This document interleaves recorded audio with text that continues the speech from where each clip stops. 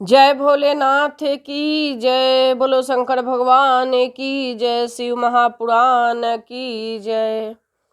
एक गांव में था, गांव है, वहाँ पर एक लड़का श्याम जी थे। श्याम जी के बहुत शादी हुआ, एक शादी हुआ, दूसरा शादी हो गया, उनके बच्चे नहीं हुए। बहुत बहुत ज्योतिष से दिखाएं, पंडित से दिखाएं, कहीं कहीं दिखाते रहे कि मेरे को वंश क्यों नहीं हो रहा है। लेकिन पंडित को भी पता नहीं चला। बोला कि पुत्र आपके भाग में दो दो पुत्र है, कन्या है, कैसे नहीं हो रहा है, मेरे को नहीं चल रहा है पता। ऐसे ही काफ़ी दिन से 12 साल बीत गया शादी के, कोई के 2 पत्नी भी थी, बच्चा नहीं हुआ।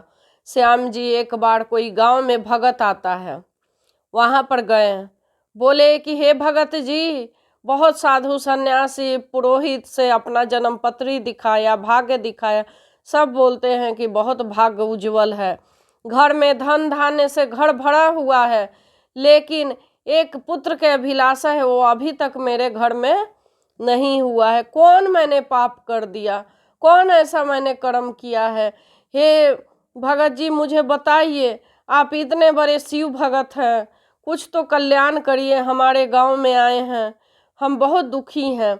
दुनिया के नज़र में तो मैं बहुत सुखी हूँ, धनवान हूँ, हर चीज़ मेरे घर में है, ऐशो आराम, दरवाजा पे हाथी घोड़े सब झूल रहे हैं, लेकिन एक पुत्र नहीं है तो सब बेकार है। घर में बच्चा बिना, घर सूना सूना लगता है, घर जाने को मन नहीं करता, कुछ तो उपाय बताइए। आप तो ज्ञानी हैं, आप दिन रात भगवान के नाम जपते हैं, शिव के नाम जपते रहते हैं हर वक्त, कुछ तो जटाधारी साधु जी, भगत जी, कुछ तो दीजिए हमें भी। इस तरह से बारंबार प्रार्थना किया किसान। तो बोले, भगत जी बोले, अब आंख बंद करके देखे तो बोले कि तुम्हारे पितर भटक रहे हैं, पितर भटक रहे हैं, और वो चाहते हैं कि हमारी आके मुक्ति करे, तब जाके तुम्हारे घर में वंश होगा। बोले कि पितर भटक रहे हैं, ये मैंने तो जितने आदमी घर में मरे, दादाजी मरे, पापा मरे, परिवार मरे, सब मरे, तो मैंने श्राद्ध कर्म सब निर्वित किया है, कोई दिक्कत नहीं, कोई अकाल मृत्यु मेरे घर में नहीं हुआ है, सब दानी थे, सब अच्छे विचार के थे, कोई दिक्कत नहीं हुआ।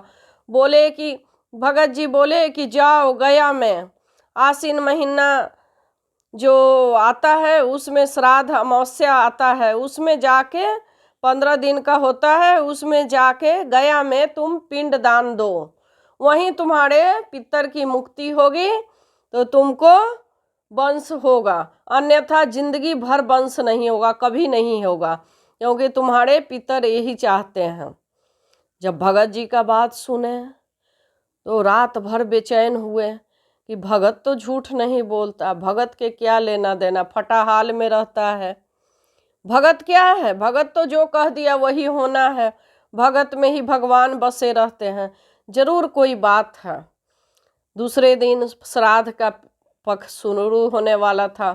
अपने गांव के एक पुरोहित थे, उनके बच्चे को लेके कहे कि चलिए मेरे साथ, अकेले मैं कहाँ जा पाऊँगा, मुझे तो पता ही नहीं गया पिंड दान देना, साथ चलिए, जैसे जैसे होगा आप बताइएगा। तो हम पता, उन्होंने पंडित जी गांव के जो थे तो बोले कि आपका एक पुरोहित गया में है, वही पिंडदान दिवाते हैं, आपके पिताजी भी गए थे। तो अच्छा, तो ठीक है, मैं जा रहा हूँ, कोई दिक्कत नहीं, मैं वहीं चला जाऊँगा। लड़का वहाँ दूसरे दिन ही अपना गांव में पंडित को बुला के पूजा उजा करके गांव के परिक्रमा 5 बार करके वो निकल पड़ा। भगत जी सब देख रहे थे, मन मन मुस्कुरा रहे थे। कहते हैं ना कि भगवान के दया जब आती है तो सारा काम ही आसान हो जाता है। उसके बाद भगत जी खुश थे, भगत जी चले गए कहीं, वो लड़का पहुंचा गया गया अपने पुरोहित के यहाँ गया, वहाँ रात के रुका। बोला कि पंडित जी, हम अपने पितर के मुक्ति कराने के लिए यहाँ श्राद्ध कर्म करने आए हैं। पंडित जी बोले कि ठीक है, आप रात को रहिए, सुबह हम कार्यक्रम करेंगे, कल ही आपका पूजा संपन्न होगा। आज रात के मेरे यहाँ ठहरिए। वहीं पर बिछावन लगे हुए थे और लोग सो रहे थे। बोले कि रात के मत उठिएगा, मेरा एक कुत्ता है, मैं रात को उसको खोल देता हूँ, हमारे घर का रक्षा करता है, कि चोरी बदमाशी होता है उसे रक्षा करता है, से आप रात को मत उठिएगा। लड़का बोला कि ठीक है, सो गया। लेकिन रात को उसको पेशाब लगा तो सोचा कि अब तो उठना ही पड़ेगा। बहुत कोशिश किया, लेकिन जब रात के उठा तो इतना बड़ा कुत्ता भयानक काला सा देखा, डर गया वो। जब पेशाब कर रहा था उसके बाद जैसे ही बाहर निकला तो कुत्ता पैर पकड़ लिया, दोनों हाथ से उसका पैर जकड़ लिया। बोलता है कि बेटा मैं तेरे पिता हूँ।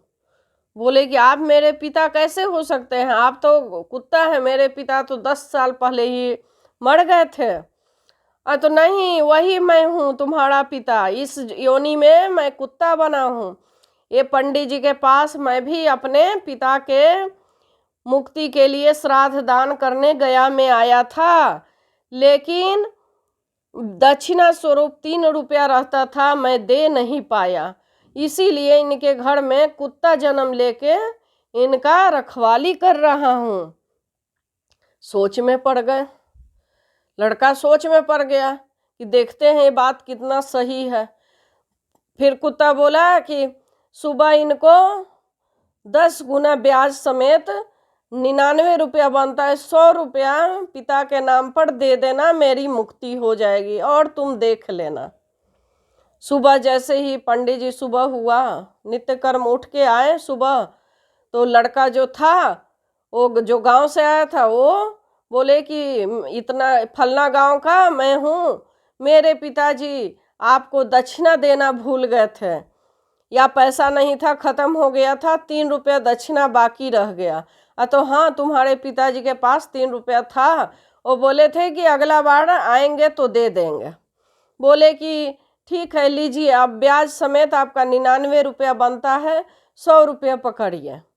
बेटा 100 रुपया उनको पंडित जी को दे देता है और कहे, बेटा बोला कि कहिए कि हमारे पिता के आप मुक्त कर दिए। पंडित जी 100 रुपया लेके जल छिड़क दिए, बोले कि आपका ऋण से मुक्त हो गए पिता। उसी समय कुत्ता मर जाता है। पंडित जी बोलते हैं कि ये क्या हुआ, मेरा कुत्ता मर गया, इतना अच्छा। पंडित जी रोने लगे। तो लड़का बोलता है कि यही मेरे पिताजी थे, जो 3 रुपया के कारण आपके घर में कुत्ता रह के आपका रखवाली कर रहे थे। रात को ऐसे ऐसे हुआ, इसीलिए मैं अपने पिता के मुक्ति के लिए आए और बताया कि एक भगत जी आए थे, वो बताए कि जाके मुक्ति करा दो तो तुम्हारे घर में वंश होगा। पंडित जी समझ गए कि सब माया के जाल है, आए और उनको सबका पूजा कराए, जो भी गया पिंडदान सबका दिवाए लड़का से, और सब कुछ पूजा पाठ करा के शाम में लड़का घर में आके सबका क्रियाकर्म कर दिया। और उसके साल लगते ही घर में बेटा हुआ, 2 बच्चे हुए, सब घर सुखी से हो गया। इसीलिए कहते हैं कि पितर के भी खुश रखना बहुत ज़रूरी है। अगर पितर भी खुश हैं तो आप भी खुश हैं। भगवान के साथ सब देव पितर को खुश रखना हमारा कर्तव्य बनता है। इसलिए ऐसे घर में किसी को प्रॉब्लम हो या दुख हो तो ज़रूर देखें, गया में जाके पिंड दान दें, इससे बहुत अच्छा होता है। और सब ठीक है, आज राजी खुशी हो सब हैं। जय भोलेनाथ की, जय भोलेनाथ की।